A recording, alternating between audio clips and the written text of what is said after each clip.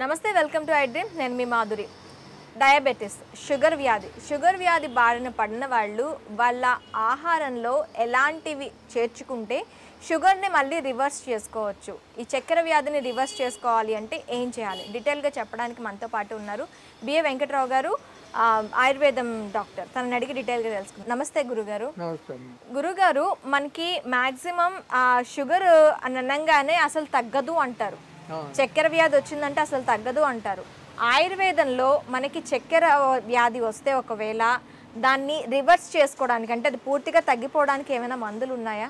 సింపుల్గా చెప్పాలంటే పటిక, ఈ పటిక పొడి చేసి పొంగించాల నీళ్ళల్లో. పొంగించిన తర్వాత దింపేస్తే మళ్ళీ గడ్డ కడుతుంది. ఆ గడ్డ అయిన తర్వాత దాన్ని పొడి చేయాలి, పౌడర్ చేయాలి. ఓకే, చేసి దాన్ని సీసాలు డబ్బాలో పెట్టుకోవాలా. చిటికెడు అంటే ఇట్లా ఇట్లా తీసి ఎంత వస్తుంది అంత, సుమారు 5 గ్రాములు 6 గ్రాములే వస్తుంది. చిటికెడు అంటారు. ఆ చిటికెడు వేసుకోవాలా, నీళ్ళు తాగాల. ఓకే, దానికి ఇంకేమీ లేదు. ఇట్లా 40 రోజులు తినాల. 40 రోజులు తిన్న తర్వాత టెస్ట్ చేయించుకోవాలా షుగర్ ఏ లెవెల్లో ఉందని. అప్పుడు ఇంకా అవసరం అనుకుంటే ఇంకో 40 రోజులు తినాలి. ఓకే, అప్పుడు సరిపోయింది, కంట్రోల్లో ఉంది అంటే మానేయాలి. అంటే స్పటిక అంటే మనకి నార్మల్గా బయట దొరికే తీపి పట్టిక లేకపోతే ఉప్పు పట్టిక? అదే పట్టిక ఒకటే రకం ఉంటుంది. తీపి పట్టిక వేరేగా ఉంటుంది కదా, కండ చక్కెర అంటారు. కండ చక్కెర అది వేరు, పట్టిక ఇది ఉప్పు.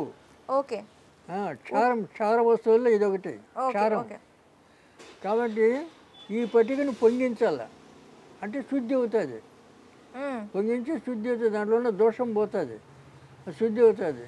ఆ పట్టికను పొంగించిన తర్వాత మళ్ళీ ఆరబెడితే అది గడ్డ కడుతుంది. ఓకే, ఆ గడ్డను మెత్తగా పొడి చేసి పెట్టుకోవాలా. చిటికెడు రోజు పొద్దున సాయంత్రం చిటికెడు తినాల. దానివల్ల ప్రమాదం లేదు, సైడ్ ఎఫెక్ట్స్ లేదు, ఏమి ఉండదు, తినచ్చు. సింపుల్ అది, తగ్గిపోతుంది. మేము 21 మూలికలతోటి ఒక ఫార్ములా తయారు చేసాం ఈ షుగర్కే. ఎందుకంటే ఇప్పుడు ఈ సింపుల్గా చెప్తే ఎవరు నమ్మరు. అవును, వాళ్ళకి డౌట్ వస్తుంది. అవును, దాంతోనే పోతుందా, దాంతో పోతే ఇన్ని హాస్పిటల్కి ఇన్ని మందులు ఎందుకు అని అంటారు.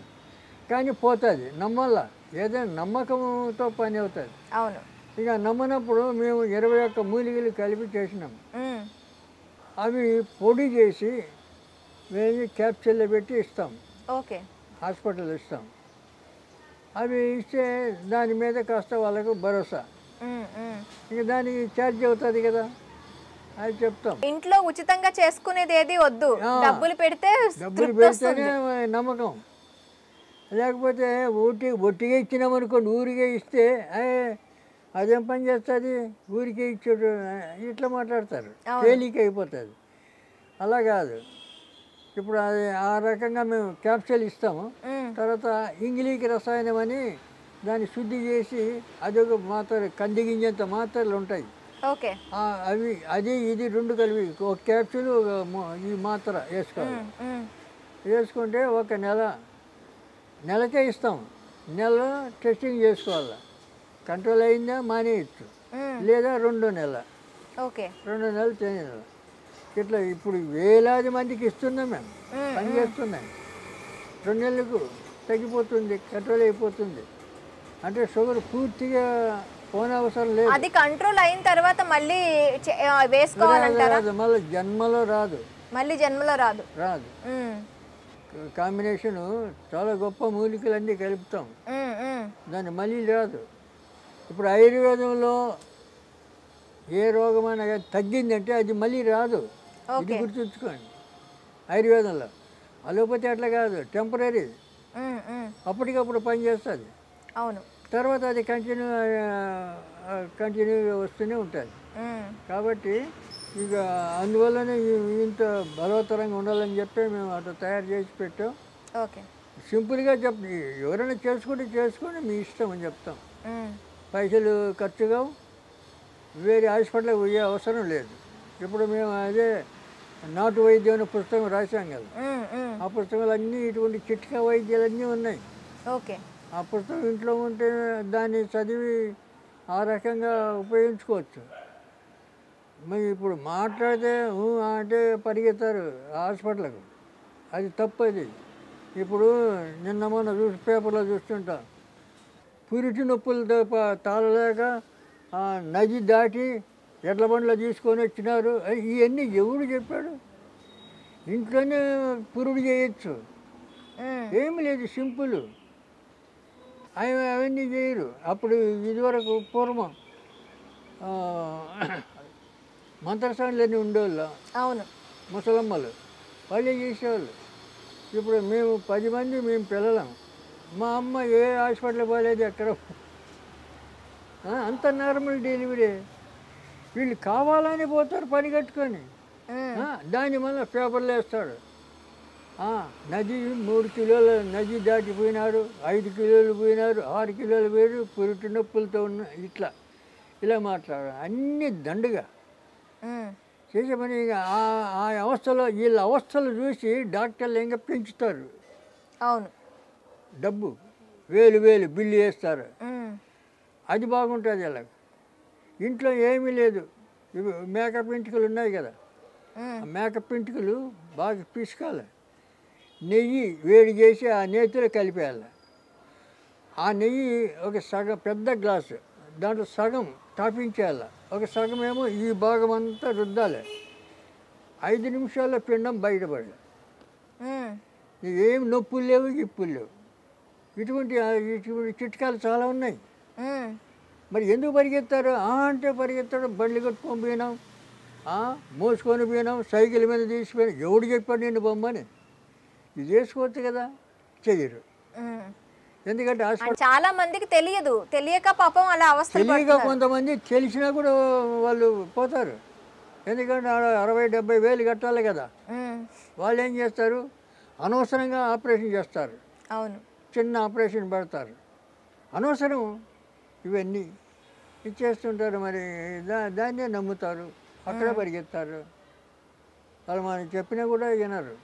అట్లా అప్పుడు ముసలమ్మలు ఉండేవాళ్ళు, వాళ్ళు ఏ బాధ లేకుండా కాన్పు చేసేవాళ్ళు ఊర్లలో. ఇప్పుడు ఊర్లలో పెద్దవాళ్ళు కూడా ఎవరు కనపడరు కదా. అవును. వాళ్ళు ఉండనీరు అక్కడ, అంత పంపించేస్తున్నారు. గురుగారు, మనకి జుట్టు బాగా పెరగాలి అంటే ఏం చేయాలి అంటారు? జుట్టు పెరగడానికి మెంతులు చిన్నప్పుడు శిశువులుగా ఉన్నప్పుడే అప్పుడే జుట్టు రాకపోతే మెంతులు, మెంతాకు, మెంతి కూర వేసి రుచి పిల్లలకు అప్పుడే పెడతారు. ఎందుకంటే జుట్టు ఒత్తుగా రావాలని. కాబట్టి ఇప్పుడైనా కూడా జుట్టు ఎక్కువ రావాలంటే ఈ మెంతులు, తర్వాత నల్ల ఉమ్మెత్తు, నల్ల ఉమ్మెత్తు చెట్టు, తర్వాత నీలియాకు, ఇవన్నీ, తర్వాత గుంటగలగరాకు. ఓకే. ఇవన్నీ కాస్త కలిపి చూర్ణం చేసి అవి రోజు రాత్రిపూట రాసుకోవాలి, నెత్తికి రాసుకొని బట్ట కట్టుకోవాలి. పొద్దున్నే కుంకుడుకాయ కానీ సీకాయతో కానీ స్నానం చేయాలి. కుంకుడుకాయ కానీ షాంపూలు పెట్టకూడదు. ఓకే. కుంకుడుకాయ కానీ సీకాయ కానీ అట్లయితే పెరుగుతాయి. అంటే మనకు పెరగడం అంటే 30-35 ఏళ్ళ వరకు కూడా పెరుగుతాయి.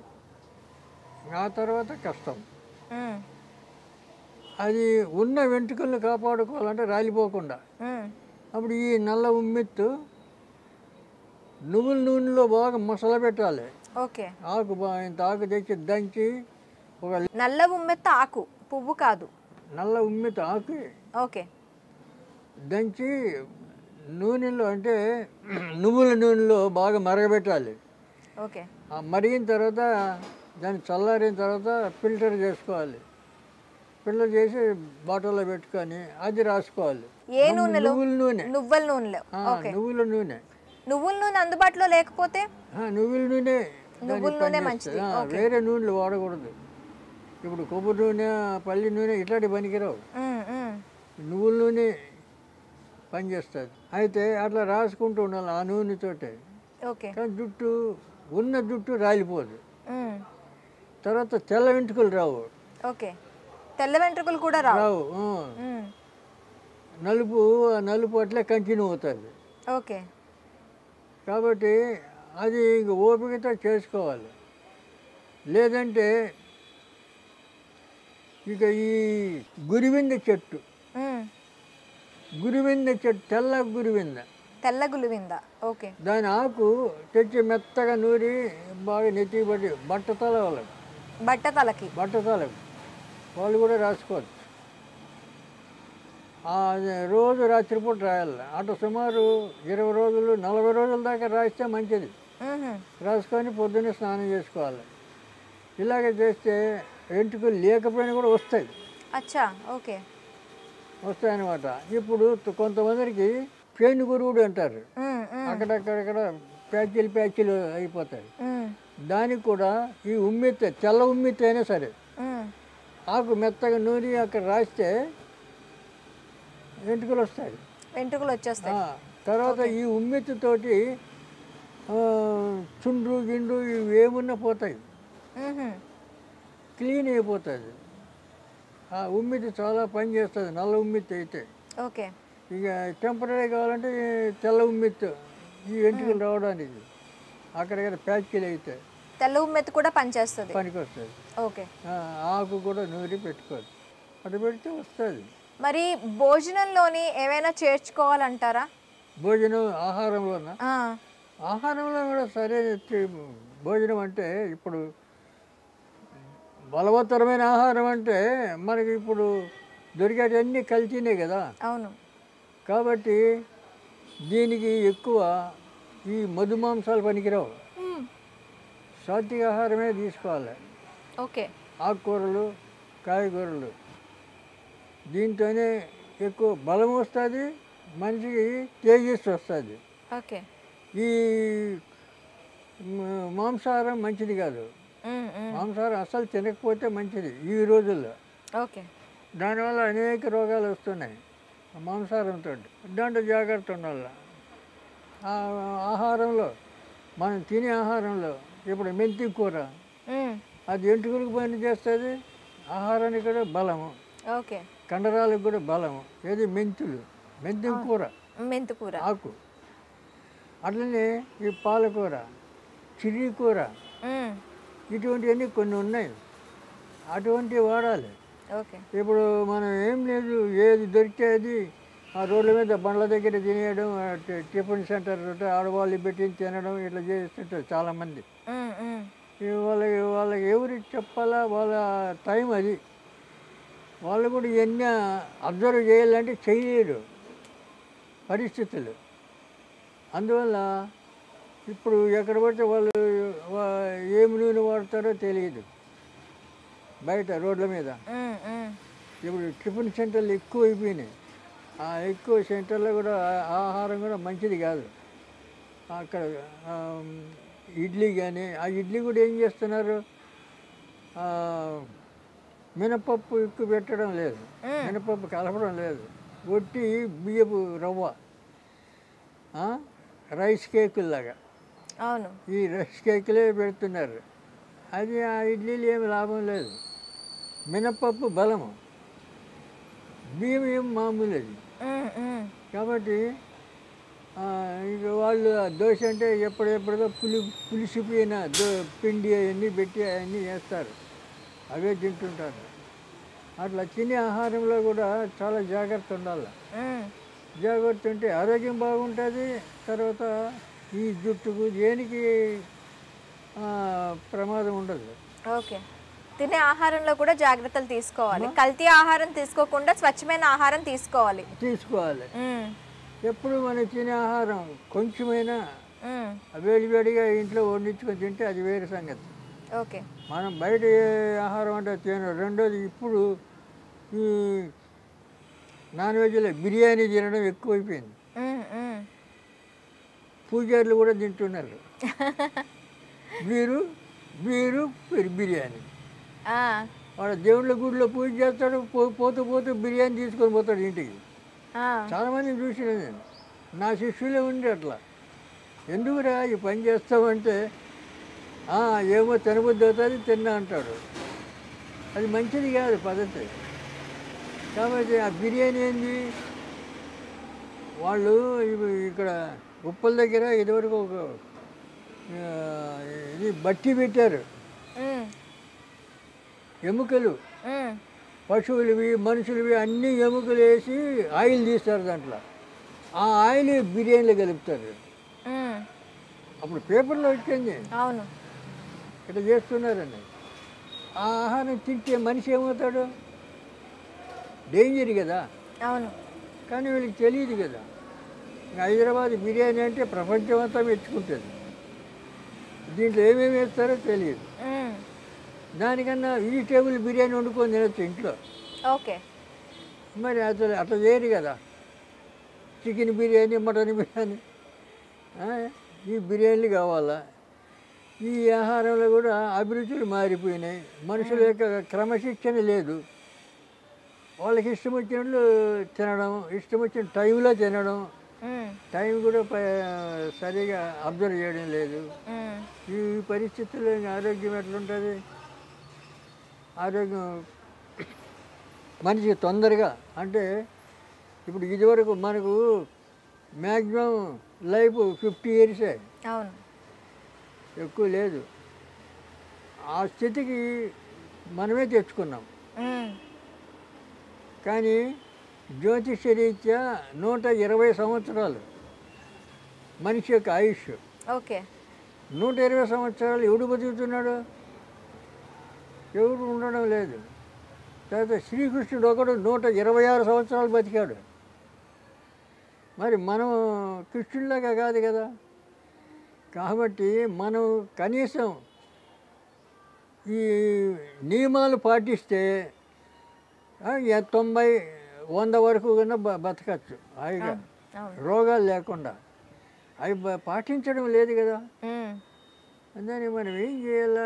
ఇప్పుడు లోకానికి ఎవరు చెప్పలేరు. ఎవరికి వాళ్ళు తెలుసుకోవాలి.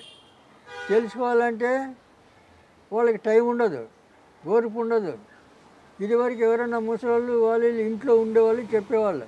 ఇప్పుడు వాళ్ళందరినీ ఆశ్రమాలకు పంపించేస్తున్నారు, రోడ్ల మీద వదిలేస్తున్నారు, బస్ స్టాండ్లో వదిలేస్తున్నారు. ఆ ముసలి వాళ్ళని ఇంట్లో ఉండనిచ్చలేరు. పిల్లలే కన్న బిడ్డలే. మరి పరిస్థితులన్నీ ఇట్లా తారుమారైపోయినాయి కదా. అందువల్ల ఆయుష్ కూడా తగ్గిపోయింది.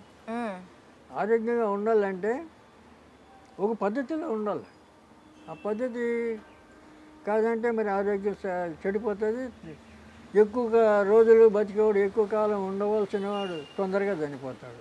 గురుగారు, మలబద్ధకం రాకుండా ఉండాలి అంటే ఏం చేయాలంటారు? సింపుల్. ఇప్పుడు మనం తినే ఆహారాలు పదార్థాలు ఎన్ని కాస్త గడిబిడి ఉన్నాయి కదా, సరిగా లేవు. అందువల్ల పొద్దున లేవగానే సొంటి కొమ్ము 1 ఇంచి అంత సొంటి కొమ్ము, పొడి కాదు, ఆ కొమ్ముని దంచాలి. ఇంత బెల్లం అంటే 10 గ్రాములు అంత బెల్లం దాంట్లో వేసి దంచి కలిపి దంచాలి, తినాలి పొద్దున్నే. ఇట్లా రోజు ఒక 10 రోజులు, 15 రోజులు, 20 రోజులు, 40 రోజులు, నెల కూడా తినచ్చు. తింటే తప్పేమీ లేదు, దానివల్ల నష్టం లేదు. ఫ్రీ మోషను, ఆకలి పుడుతుంది, ఆరోగ్యం బాగుంటుంది, ఆకలి అవుతుంది, ఫ్రీ మోషన్ అవుతుంది, తేలిగా అవుతుంది కదా ప్రాణం. సింపుల్. ఆ మాత్రం చేసుకోవచ్చు కదా, ఇంట్లోనే చేసుకోవచ్చు. హాస్పిటల్కి పోయే అవసరం లేదు. దానికి మళ్ళీ ఈ మోషన్స్కి వేసుకోవడానికి అవసరం లేదు. మోషన్స్ కూడా కనీసం 2 నెలలకు 3 నెలలకు ఒకసారి మోషన్స్ తీసుకోవాలి ప్రతి ఒక్కరు. అది చాలా అవసరం చేస్తే. ఎందుకంటే లోపల ఇటువంటి ఏదైనా పదార్థాలు ముడిపడి ఉంటాయి కొన్ని. అంటే ఇప్పుడు కాలంలో నీళ్లు పోతుంటాయి, పక్కన పాచి అట్లే ఉంటుంది. అవును, నీళ్ళు పోతూనే ఉంటుంది, పాచి ఉంటుంది. ఎవరికైనా చెప్తే మోషన్ తీసుకు నాకు ఫ్రీ మోషన్ అండి, నాకేం లేదండి అంటాడు. ఈ పాచి అక్కడ పక్కన అట్లే ఉంది, నీళ్లు పోతూనే ఉంటాయి. వాడు అదే గమనిస్తాడు, నాకు మోషన్ వస్తుంది నాకెందుకు అంటాడు.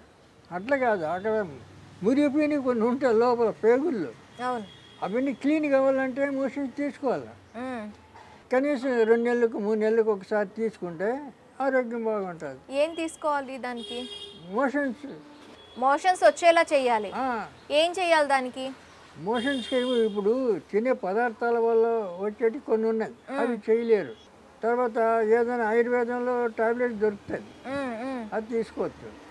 లేదంటే నేపాలి గింజలు, ఆముది గింజల్లాగా ఉంటుంది నేపాలి, అవి బాగా ఏగించి పప్పు తీయాలి. లోపల పప్పు ఒక భాగం పప్పు, 2 భాగాలు తిరుపల చూర్ణం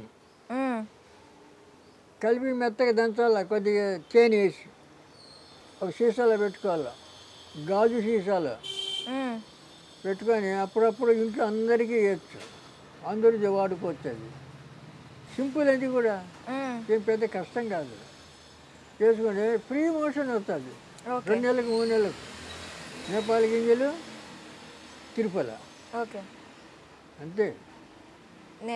త్రిఫల, నేపాలి గింజలు ఈ 2 కలిపి చూర్ణం చేసుకొని తినాలి. చూర్ణం తెచ్చుకొని దీంట్లో కలుపుకోవచ్చు, కొద్దిగా కలిపి అంటే 2 భాగాలు చూర్ణం, 1 భాగం నేపాలి గింజలు, అలా చేయాలి. చేస్తే చాలా సింపుల్, ఇంట్లో అందరూ తినచ్చు అప్పుడప్పుడు. మంచి 2 నెలలకు 3 నెలలకు ఒకసారి వాడాలి, అయితే ఫ్రీ అయిపోతారు. గురుగారు, మనకి జీర్ణశక్తి పెరగాలి అంటే, మనకి అజీర్ణం ఉంది, అజీర్ణశక్తి పెరగాలి అంటే ఎలాంటి ఆహారం తీసుకోవాలి? ఒకవేళ అజీర్తి చేస్తే ఎలాంటి మందులు వాడాలంటారు? దానికి జీర్ణ సంజీవిని అని మేము ఒక పొడి చేసి పెట్టాము. జీర్ణ సంజీవిని తిన్న తర్వాత అంత పొడి వేసుకుంటే నోరు టేస్టీగా వస్తుంది, రుచికరంగా వస్తుంది నోరు. తర్వాత అది తిన్న తర్వాత ఇప్పుడు తిన్న ఆహారం త్వరగా జీర్ణం అవుతుంది. అలాగా అవి ఎందుకంటే మేము ఆ ఫార్ములాస్ 4-5 రకాల వస్తువులు చెప్తే చేసుకోలేరు, అన్నీ దొరకవు. అటువంటిది జీర్ణ సంజీవని అని మేము ఇస్తాం, అది హాస్పిటల్లో ఉంది.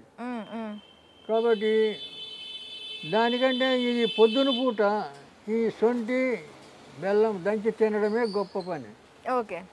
దానివల్ల ఏం ప్రమాదం లేదు. బెల్లం శొంఠి ఏముంది, ఏం ప్రమాదం లేదు, అందరూ తినచ్చు, జీర్ణం అవుతుంది. శొంఠి ఇటు జీర్ణశక్తికి శొంఠి బాగా పనిచేస్తుంది, దాంట్లో బెల్లం కలపాలి. రెండవది ఆయుర్వేద పద్ధతి ఏంటంటే రోజు బెల్లం ఒక 5 గ్రాములు 10 గ్రాములు తినాలి డైలీ. దాంట్లో ఐరన్ ఉంటుంది, బాడీలో ఐరన్ తక్కువైతే ఐరన్ ఫుల్ఫిల్ అవుతుంది, కాబట్టి చాలా మంచిది. ఏది బెల్లం తినాల, తినరు కదా ఎవరు, అందరూ పంచదార వెనకే పడతారు. గురుగారు, పీసీఓడి మనకి గర్భసంచిలో నీటి బుడగలు ఇవి ఎందుకు వస్తాయి, అసలు వచ్చిన తర్వాత వీటిని ఎలా తగ్గించుకోవాలంటారు? ఇప్పుడు ఈ గర్భసంచిలో నీటి బుడగలు అంటారు. అయితే ఇవి తినే ఆహారం వల్ల, ఇప్పుడు ఇక వాతావరణం దీనివల్లనే ఇక ఇటువంటివన్నీ వస్తుంటాయి చాలామందికి. అయితే దీనికి నవసారం అని దొరుకుతుంది, బయట షాపుల్లో దొరుకుతుంది. ఆ నవసారం పచ్చి నవసారం చెక్కలు ఉంటుంది, దాన్ని తెచ్చి మెత్తగా దంచి నీళ్ళల్లో మసలబెట్టాలి. నీటిలో మసలబెట్టి మళ్ళా ఒక ప్లాస్టిక్ కవర్లో పరిచి దాంట్లో ఎండబెట్టాలి. ఎండబెట్టిన తర్వాత మళ్ళీ పొడి అవుతుంది. ఆ పొడిని క్యాప్సూల్, ఎంటీ క్యాప్సూల్లో నింపాలి. ఆ క్యాప్సూల్ నింపిన తర్వాత పొద్దున ఒకటి సాయంత్రం ఒకటి చేసుకోవాలని క్యాప్సూల్. అట్లా ఒక 40 రోజులు, నెల 40 రోజులు చేసుకొని టెస్ట్ చేయించుకోవాలి ఉన్నాయా లేదా అని. ఉంటే ఇంకొక నెల వాడాలి. కొంతమందికి ఫస్ట్ మంత్లోనే కరిగిపోతాయి అవి, దానికి ఆపరేషన్ అవసరం లేదు. ఆ ప్రకారంగా తేలిగా ఇవి తగ్గిపోతాయి. అవి కరిగిపోయి మళ్ళీ లైఫ్లో రావు. అవునా? కానీ డాక్టర్లు ఏం చేస్తారంటే ఆపరేషన్ చేస్తారు, మళ్ళీ వస్తాయి. ఈ ఆయుర్వేదం మందు వాడినందువల్ల అట్లా రావు, తిరిగి రావు.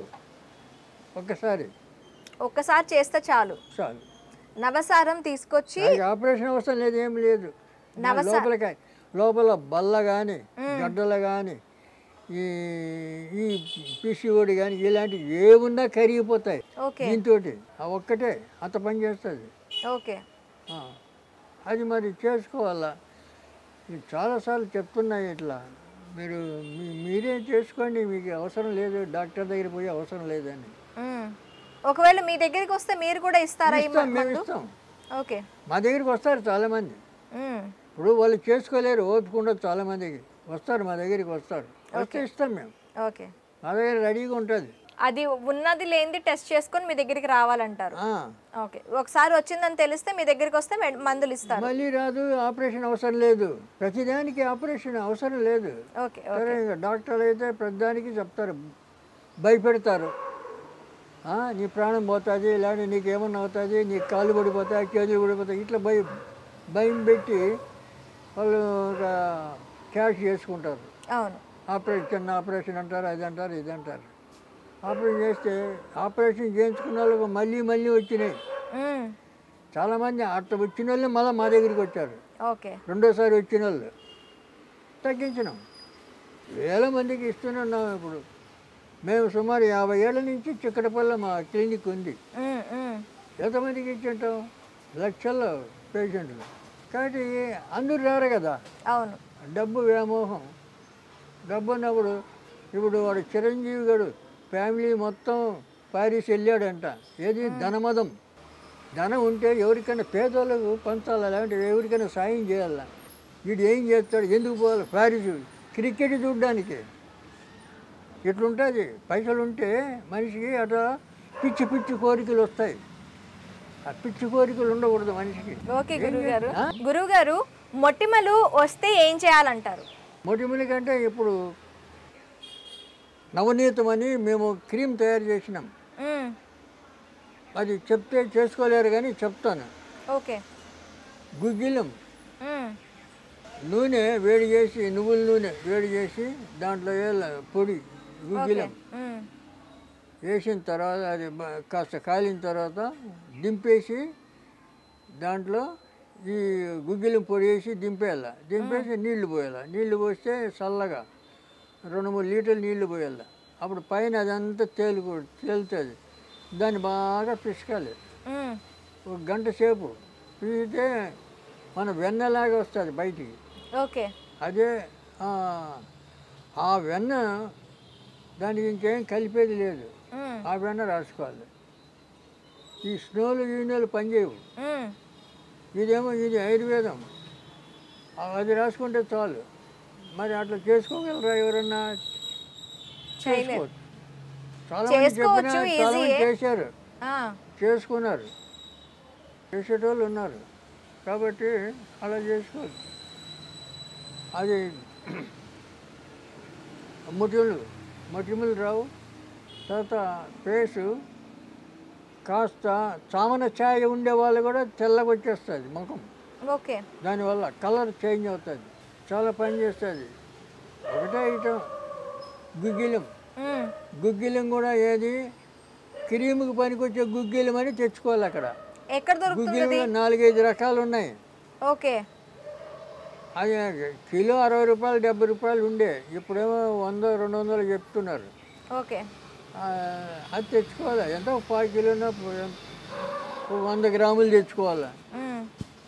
పొడి చేయాలి. దాన్ని పొడి చేసి నూనె వేడి చేసి. నూనె ఎంత నూనె వేయాలి?